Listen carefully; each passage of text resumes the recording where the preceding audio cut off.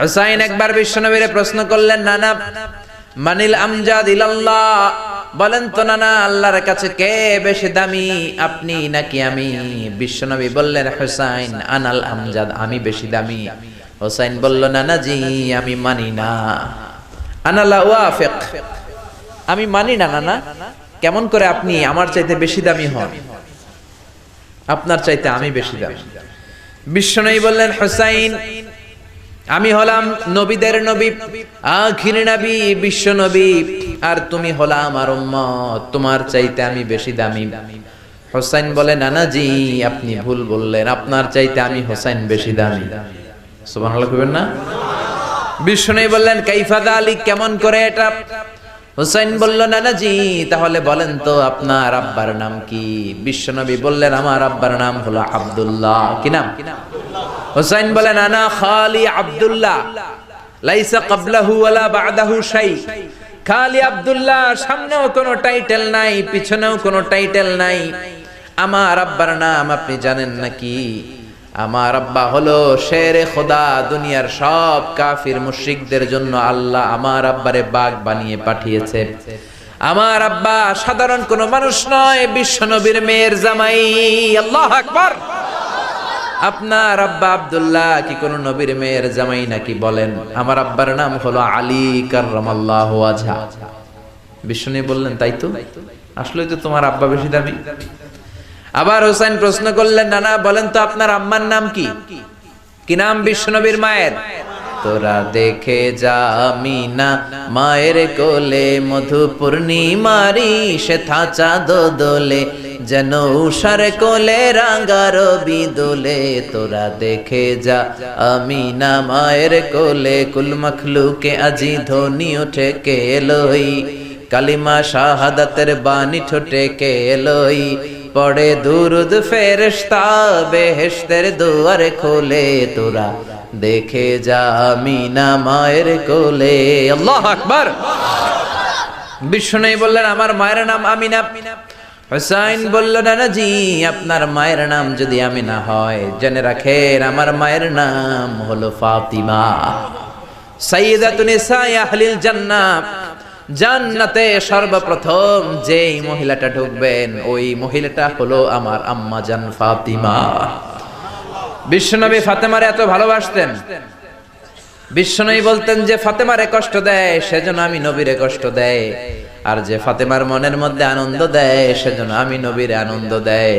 বিশ্বনবী কোন সফরে গেলে সবার শেষে ফাতেমার সাথে দেখা করে বের হতেন, আবার সফর শেষ করে বাড়িতে আসার সময় সবার প্রথম ফাতেমার সাথে দেখা করতেন।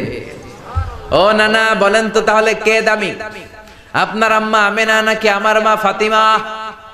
বিশ্বনবী আর কোনো কথা বলে না।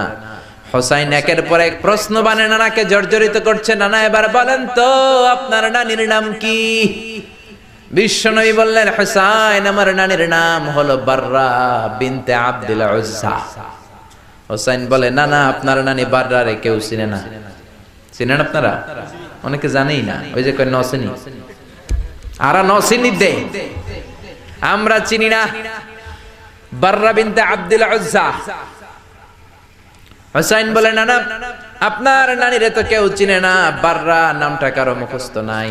আমার নানির নাম আপনি জানেন নাকি? আমার নানির নাম হলো খাদিজাতুল কুবরা আত-তাহেরা।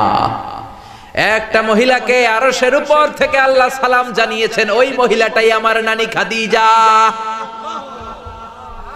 বিশ্বনবী খাদিজার এত ভালোবাসতেন, বিশ্বনবী বলতেন, আল্লাহ কিয়ামতের দিন যখন কেউ কাউরে চিনবে না, ওই কঠিন দিনে আমি যেন আমার প্রাণের খাদিজারে ভুলে না যাই। খাদিজা ইন্তেকালের পরে বিশ্বনবী নিজ হাতে দাফন কাফন করলেন, কবরের সামনে দাঁড়িয়ে দোয়া করলেন। দোয়ার পরে সব সাহাবীরা ঘরে ফিরে যায়। আবু বকর বললেন, নবী চলেন ঘরে ফিরে যাই, দাফন শেষ, কাফন শেষ, দোয়াও শেষ। বিশ্বনবী বললেন, না আবু বকর আমি যাব না, তুমি যাও, আমি কবরের সামনে দাঁড়িয়ে থাকবো।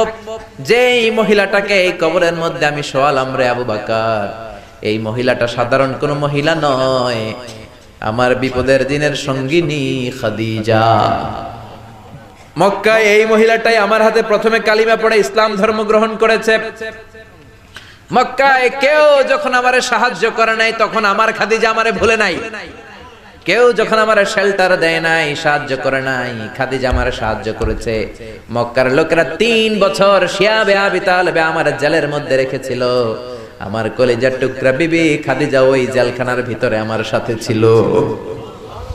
আবু বকর, তোমার মনে চাই তুমি ঘরে ফিরে যাও, আমি এখানে দাঁড়িয়ে থাকবো।